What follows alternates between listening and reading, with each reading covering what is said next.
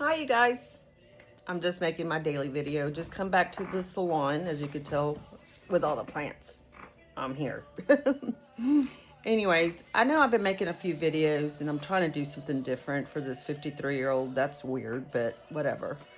You know, sometimes you just have a lot of stuff to say and you want people to hear it. And like I said, we're the first.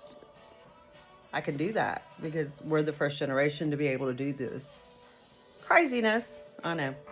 Anyways, so I wanted to tell you a little bit about my background and how I grew up. So I'm just going to give like 10 minutes of it, and then I'm going to have to get off because my first client should be here in 15 minutes. So at 10, it's a color, which y'all know, that's really good. And she's an awesome client, and I love her.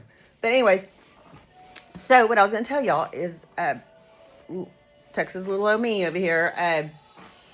So a little background on me. Maybe I do struggle. I never thought about that. This is making me emotional.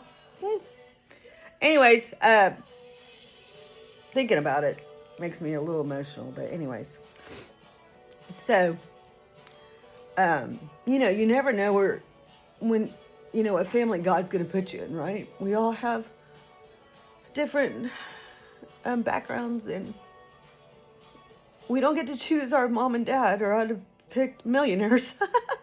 Duh. But then, you know, I got to stop and think too, though. You know, I've been doing hair since I was 18. So I've been doing hair 35 years. I'm 53. And one thing I've learned is I've been very blessed because my clientele is a very wealthy clientele. I have very good clients. I mean, I'm not going to lie. I have been beyond blessed with my clientele. They're all godly, Christian, great people.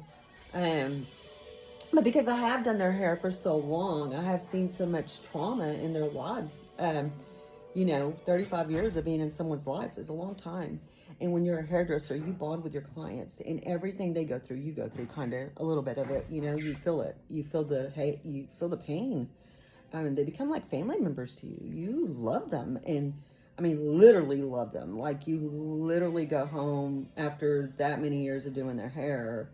Yeah, there's a bond that's unbelievable, and it's so sweet. It makes me cry because it's so sweet. But anyways, my point being is, the way I was raised, you know, I was very poor. So when I was 18, maybe I should go back a little bit more from that, but,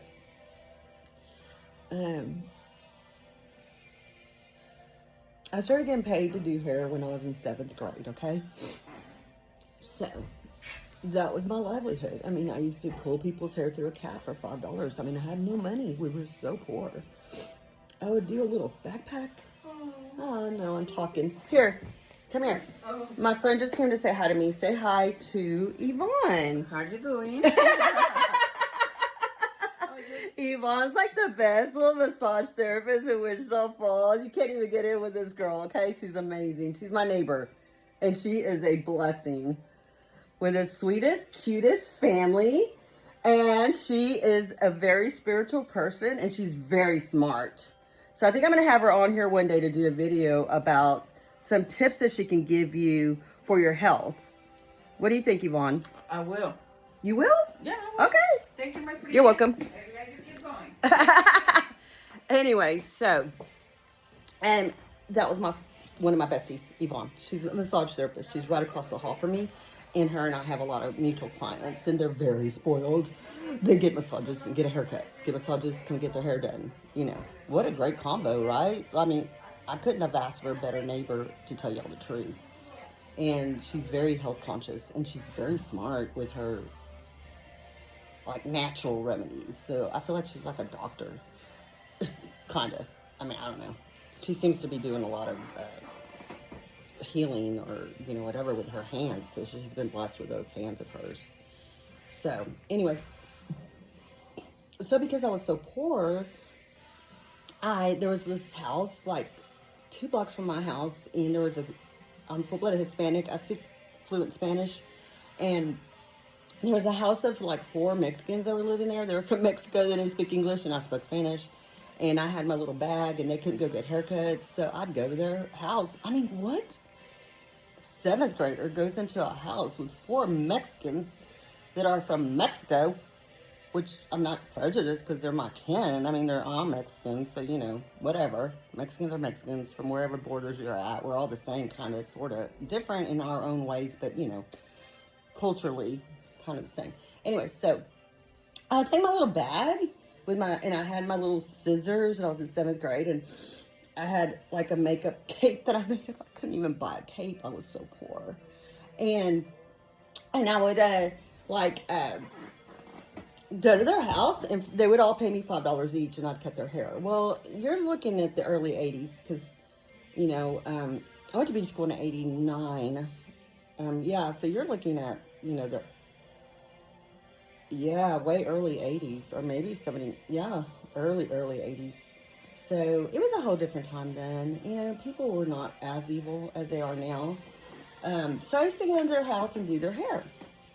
And then I started cutting hair when I was in 4th grade, so I was obsessed with hair from a very early on. It was my gift. God gifted me these hands.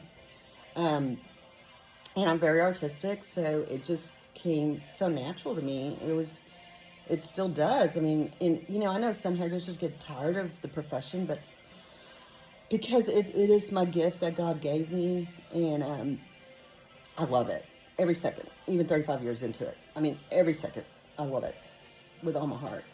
It's done very well. It's taken care of me for my majority of my life, so I cannot complain. But anyways, what I was going to tell you is that, so that was in 7th grade. Now, at this time, my mom was shooting at Crank. I think Crank was huge back then in the early 80s. So she was shooting it up. Her and her boyfriend that just got out of prison, and she moved him in. A big old white guy. My mom was 5 foot, dark Mexican, little Mexican lady. Cute, of course. And she moves this guy that's like 15 years younger, blonde hair, beach boy look, 6'2", just got out of prison. And there they go. They're doing crystal meth.